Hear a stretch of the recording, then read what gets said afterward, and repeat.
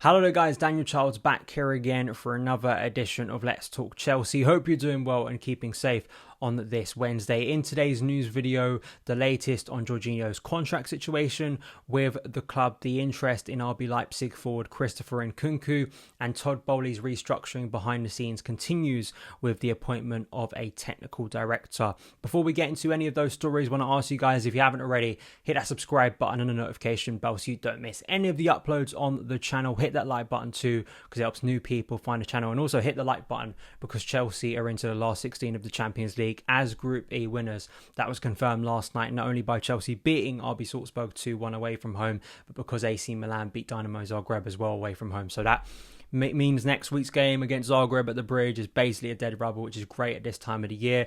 Will Dennis Zakaria finally get his first appearance in a Chelsea shirt? That's the big question of the day. You can let me know in the comments below.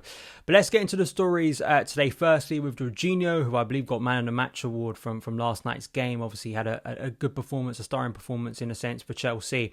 And there have been reports once again here from Matteo Moretti and some other outlets as well that Chelsea and Jorginho are in talks over extending his contract, or at least a new contract. Like N'Golo Kante, his current deal expires at the end of this season.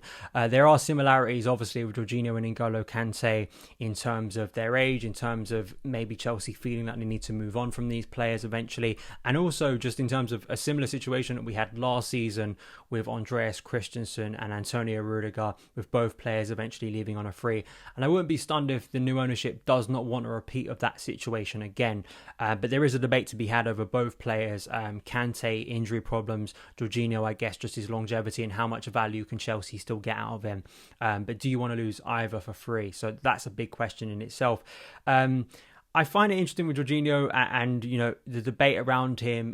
My big problem with it, and I'll put up a tweet on screen now that I saw and retweeted today, because I just thought it perfectly summed up Jorginho and the problem and extremes of debate around this player since he signed for Chelsea in 2018. In that the first half yesterday, kind of reflecting him as a player, you know, on the ball can be very tidy and quite crucial in the way you want to build up from deep, but obviously has limitations when you lose the ball. And the problem with Jorginho and the discourse around him for many years now is its extremes. If you're a fan of Jorginho, if you think he's brilliant, you think he's one of the best midfielders in the world, and you think he's very flawless, and you think if anyone has criticism of him, they're not watching the game properly. Of course, simplification of both arguments here, but as well, people who don't like Jorginho think he's just useless and has never done anything well for Chelsea. I think there is absolutely a middle ground to be had with Jorginho. I think when he leaves Chelsea, the positive thing for me about him, considering, you know, the difficult first year he had, I think he's going to go with a pretty positive legacy when you think about the Champions League, and some of his best performances have actually come in European competition. Giving him a new deal, you know, it's a big thing in itself to commit to a player who I'm sure, like N'Golo Kante, like Rudiger, like Christensen, you know, or players in their age sort of category, are going to want one big final contract. Jorginho will want that. And do you want to commit yourself to that player for a number of years when you know the value is only decreasing? I have seen some suggestions that Chelsea internally are maybe looking at this and going to sort of maintain the value of Jorginho. You give him a new contract. I'm not quite sure that's the case. And I do feel personally that Jorginho's value was at its highest in 2021.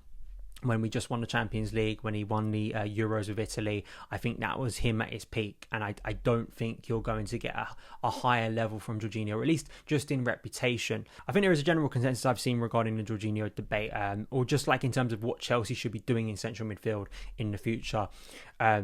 Chelsea need to invest on someone new, whoever that is, and no matter what we do with Kante and Jorginho, different kind of discussions. I think Jorginho has been obviously a very durable player compared to Kante in recent years, but both of those you could look at and go, can we revamp? Is there a sense we need to get fresh legs? And I think a lot of people are kind of agreeing with that now and looking how thin the options have been in central midfield for a variety of reasons and want to see new investment. And no matter what we do with those two players, giving them new contracts or not, you invest in central midfield as soon as possible. And I fully agree with that. I think that's the most logical thing. Can Jorginho, for not exorbitant wages, maybe like the highest of wages and a new contract and maybe a shorter 1 to 2 year deal, is he happy kind of being more of a rotational player? Like, I've seen comparisons to John Obi Mikel down the years with Jorginho, and Could he be that player for a few more years for Chelsea? Someone who's clearly experienced enough that you can rely on in certain situations, but isn't a linchpin of your midfield for obvious reasons. That's a discussion point I'll leave to you guys in the comments. I mean, as well, there was this report from Nazar Kinsella in the Evening Standard about Mateo Kovacic getting into discussions over a new contract after the World Cup. So that's another one who Chelsea could be looking to tie down in the future. So I'm sure we'll see more reports regarding that. The second story, going back to Matteo Moretti, who was reporting last night as well regarding Josko, Gvardiol and Christopher Nkunku, that if nothing goes wrong, that the Leipzig duo will join Chelsea. Deals are both, in his words, very advanced. We've spoken about particularly Nkunku, the reporting that came out, I believe it was late last month, early this month, regarding Chelsea having a bit of a breakthrough in negotiations and feeling like they can get this deal sorted. There were some reports before Leipzig's win over Real Madrid last night in the Champions League. There could even be the potential of Nkunku joining in January. So it wouldn't be a case where we sign him, but he doesn't join until next season. He could actually join halfway through this season. That doesn't look to be as strong anymore. If that is a theory, if that is an accurate theory, I mean, Leipzig's win last night puts them in a really good position going into the last game. They haven't sorted qualification yet. Still got one game to go, I believe, against Shakhtar that they need to win to guarantee qualification from that group. But it does look like they're in a pretty good position. And then Nkunku again having a really, really good performance. And it's getting harder not to be excited or at least intrigued by what he could do in a Chelsea shirt. I did sort of a scout report and sort of a report on his performance against Celtic, which is really impressive.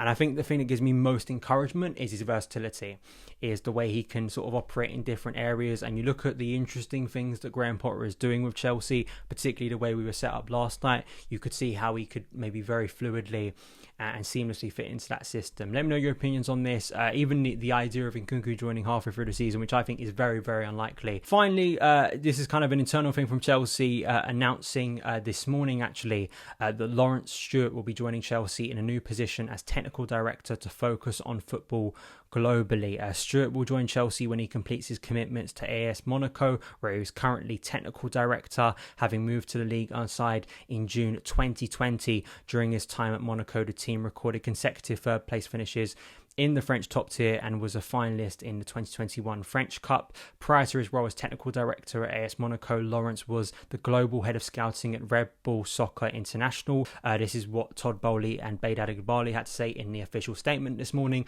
Lawrence is an important appointment as we plan to build a deep sporting team that will collaborate closely. Lawrence is a world-class football leader who understands talent management, data and scouting, player development and performance. So I think with Lawrence Stewart, I think this role is very much going to be focused on the multi-club model that we have spoken about on the channel before, that Todd Boehly wants to build. He spoke about at that conference in New York that got a lot of attention at the time, the Red Bull model, Man City too, and Chelsea wanted to do something similar.